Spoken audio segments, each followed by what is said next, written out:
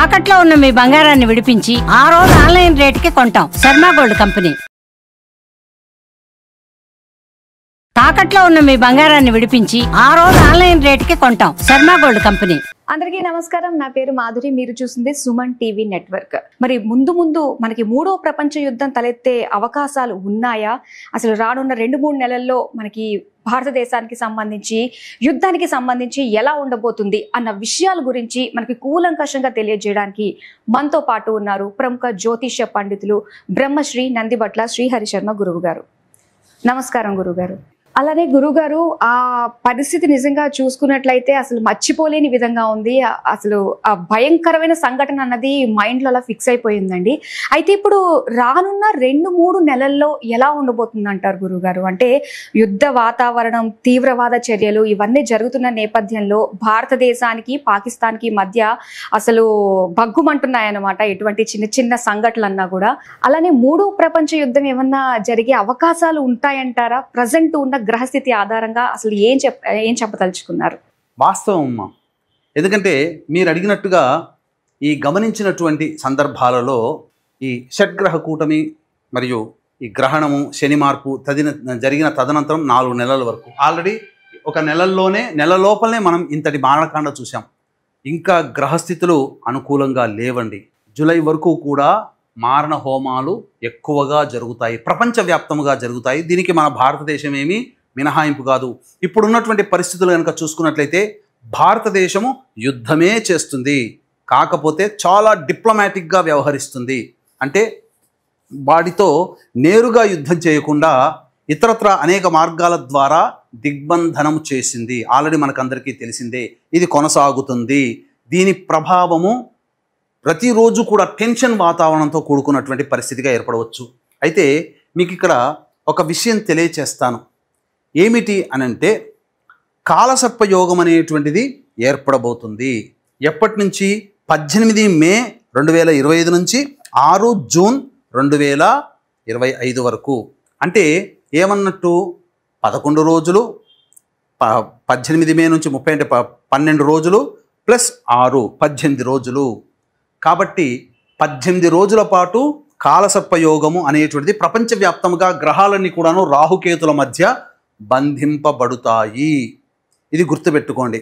ఈ సమయము అత్యంత కీలకమైనటువంటి సమయం. ఈ సమయంలో చాలా మటుకు ప్రిపరేషన్స్ అవుతాయి. కాలసర్పయోగంలో ఉన్నప్పుడు ఏది ఇబ్బంది కాదు, కానీ ఆ ప్రిపరేషన్స్, మారణకాండ, విధ్వంసాలు, యుద్ధాలు జరగడానికి ప్రిపరేషన్స్ జరుగుతాయి.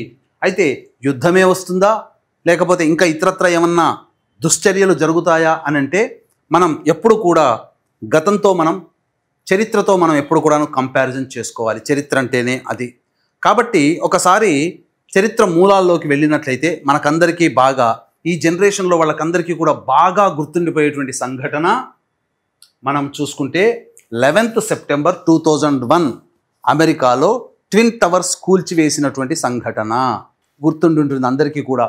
ఆ సమయంలో ఉన్నటువంటి గ్రహాల యొక్క స్థితిగతులని మనం చూసుకున్నట్లయితే ప్రధానంగా ఆ సమయంలో కుజుడు, కేతువు కలిసి ఉన్నారండి. కుజకేతు గ్రహాల యొక్క కలయిక ఇది ప్రధానంగా.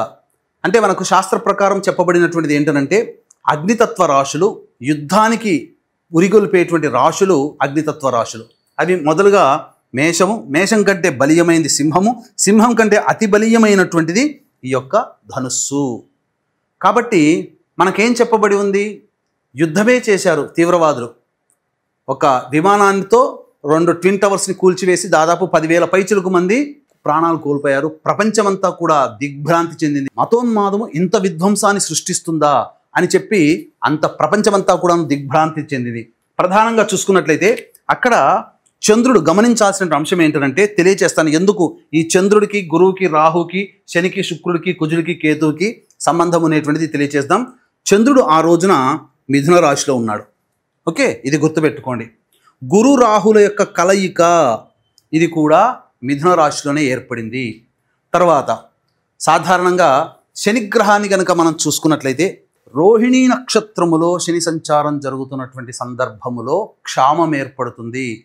ప్రధానంగా రామాయణంలోకి ఒకసారి వెళ్ళినట్లయితే రాముల వారి జననం కంటే ముందుగా దశరథ మహారాజు వారు దేవతల తరపున యుద్ధం చేశారు. యుద్ధం చేసిన తరువాత దేవతలకందరికీ కూడా ప్రీతిపాత్రుడయ్యాడు. అయితే శని భగవానుడు రోహిణి నక్షత్రంలో ఎప్పుడైతే ప్రవేశం చేశాడో ఈ యొక్క ఆయన పాలిస్తున్నటువంటి రాజ్యం అంతా కూడాను క్షామం ఏర్పడింది. పంటలు వర్షాలు లేక ఎండిపోయాయి. ఇంతటి క్షామం ఏర్పడింది. ఇంతటి దుర్భరమైన పరిస్థితి ఎప్పుడు చూడలేదు. దీనికి తగు నివారణ మార్గం ఏంటి అని చెప్పి వశిష్ఠుల వారిని సంప్రదిస్తే అప్పుడు ఈ సంబంధించినటువంటి ఋష్యశృంగుడు రావడము, పాదం పెడితే తప్పకుండా వర్షాలు పడతాయని చెప్పడం, అంటే శని భగవాను కూడా స్తుతించడం జరిగింది. కాబట్టి క్షామము, దుర్భరమైనటువంటి పరిస్థితులు ఈ భూమి శని రోహిణి నక్షత్రంలో సంచరించినప్పుడు ఏర్పడుతుంది. అది గుర్తుపెట్టుకోండి. అందుకనే దశరథ మహావారు శనిని బాగా స్తుతించి శని యొక్క అనుగ్రహాన్ని పొంది ఋష్యశృంగుని దేశానికి రప్పించడం ద్వారా వర్షాలు పడడం, అదంతా కూడాను శని అనుగ్రహం వల్ల సంప్రాప్తమైంది. అందుకే దశరథుడు శనిని చాలా స్తుతించాడు. ఇప్పటికీ కూడా దశరథ ప్రోక్తమైనటువంటి శని స్తుతి చాలా ప్రభావవంతమైనది. కోణస్థోపింగలో బభ్రు అని వస్తుంది కదా, అది. అందుకని ఈ యొక్క గుర్తుపెట్టుకోండి, ఈ శని వృషభ రాశిలో సంచారం అనేటువంటిది మనం ఆఖరిలో మనకు ఈ శని భగవానుల వారు ఎంటర్ అవుతారు. ఎప్పుడు ఎంటర్ అవుతారు, దీనికి గల కారణం ఏంటి అనేటువంటి విషయాన్ని మనం తెలుసుకుందాం. శని వృషభ రాశిలో ఉండి, శని ప్రధానంగా ఏంటనంటే ఈ సంబంధించినటువంటి దేనికి కారకుడు, డిస్ట్రాయినెస్ అనగా పూర్తిగా నాశనం చేయగలిగేటువంటి శక్తి, వికారము వీటన్నిటినీ కలగచేస్తాడు. బాగా అనాసక్తి. శుక్రుడు ఏంటి, కంఫర్టబుల్ లైఫ్ అంటే ఏంటి, ప్రధానంగా భోగభాగ్యాలు, సంతోషము, సుఖాన్ని, భోగాన్ని కలగచేస్తాడు. అట్టి శుక్రుడు శని భగవాని చేత చూడబడ్డాడు. 11 సెప్టెంబర్ 2001 గురు రాహుల కలయిక, చంద్రుడు మిథున రాశి, అలాగే శని శుక్రుడిని చూడడం, కుజకేతుల కలయిక అగ్నితత్వ రాశి అయినటువంటి ధనుసు రాశిలో ఉండడం. ఈ కారణం చేత అప్పుడు అటాక్ అనేటువంటిది జరిగి దాదాపు 10,000 పైచులకు మంది పోవడం జరిగింది. ఇక వెరీ రీసెంట్గా మనం చూసుకున్నట్లయితే ఇజ్రాయెల్ అనేటువంటిది పాలస్తీనా మీద మిగతా దేశాలతో యుద్ధం ఇప్పటికీ కూడా జరుగుతూనే ఉంది.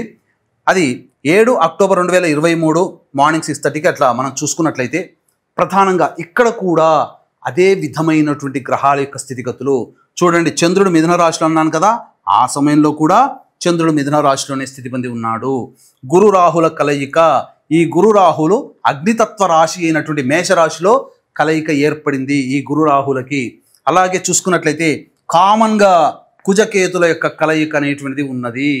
ఇది గుర్తుపెట్టుకోండి, కామన్గా కుజకేతుల యొక్క కలయిక అనేటువంటిది ఉన్నది. అలాగే చూసుకున్నట్లయితే ప్రధానంగా బుధుడు డ్యూయల్ సైన్లో ఉన్నాడు.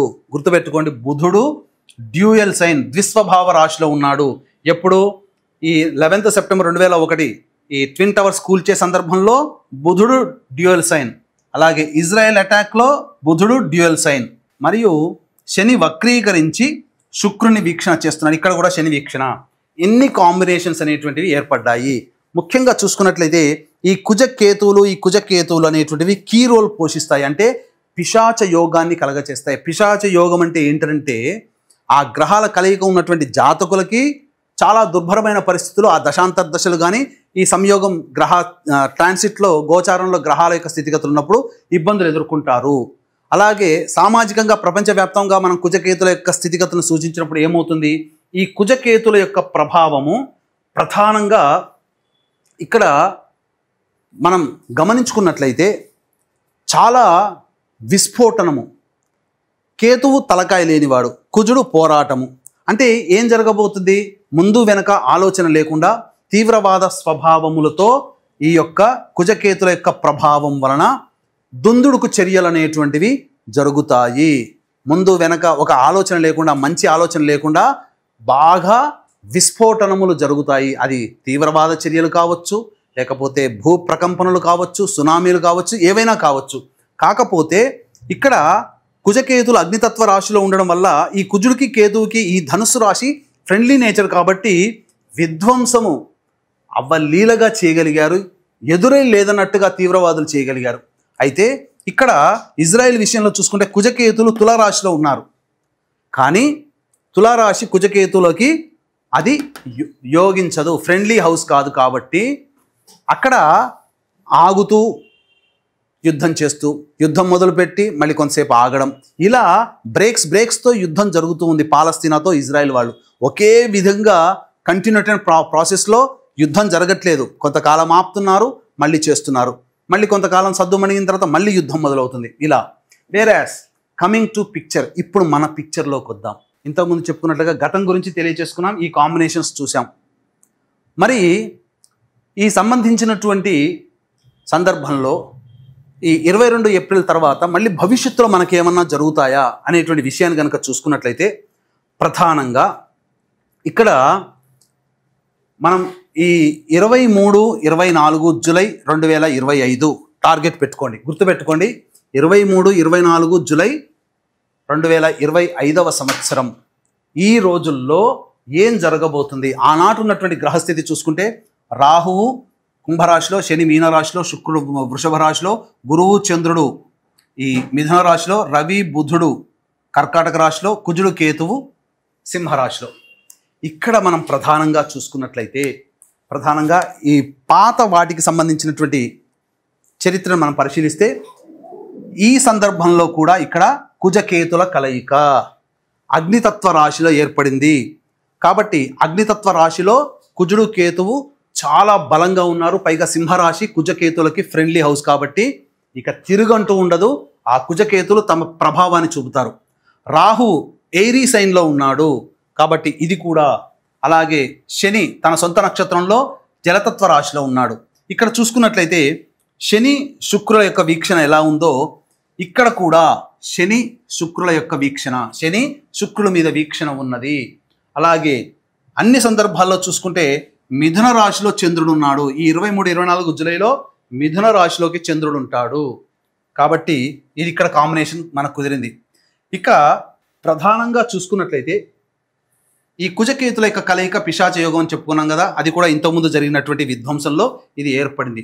మరి గురువుకి రాహువుకి సంబంధించి ఎక్కడా కూడా లేదు కదండి, గురు రాహుల కలయిక లేదు కదా, ఇంతకుముందు గురు రాహుల కలయిక ఉంది, గురు రాహుల కలయిక ఉంది, ఇక్కడ లేదు కదా అని అంటే ఇక్కడ గురు రాహుల కలయిక లేకపోయినప్పటికీ కూడాను గురువు 9వ దృష్టితో ఈ యొక్క రాహుని వీక్షణ చేస్తున్నాడు, గుర్తుపెట్టుకోండి.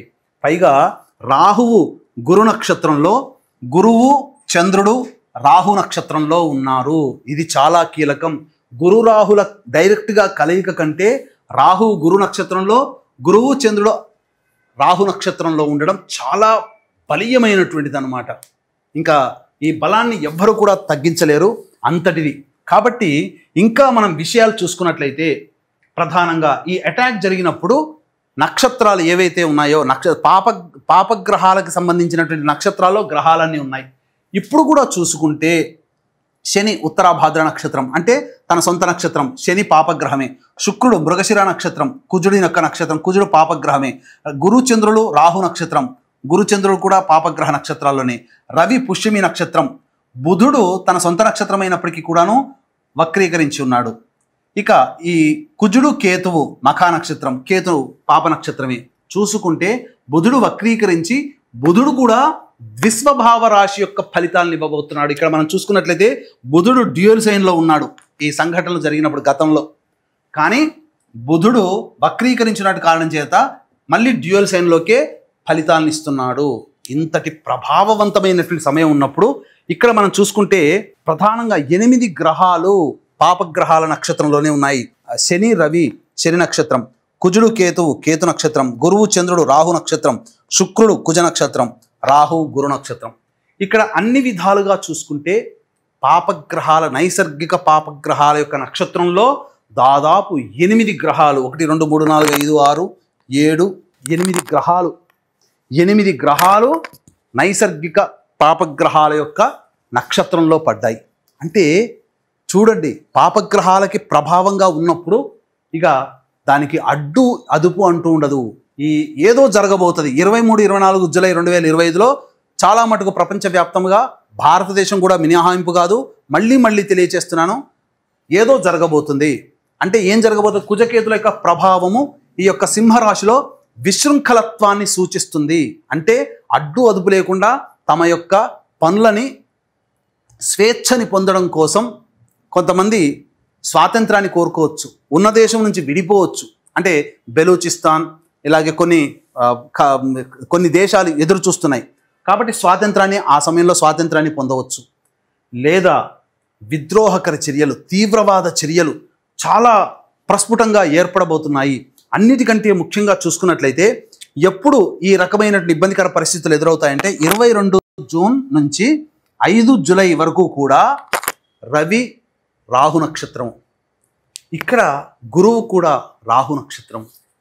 ఈ కారణం చేత జనాలలో అన్రెస్ట్ అంటే ప్రజలలో ప్రభుత్వ వ్యతిరేక అనేటువంటిది మొదలవుతుంది.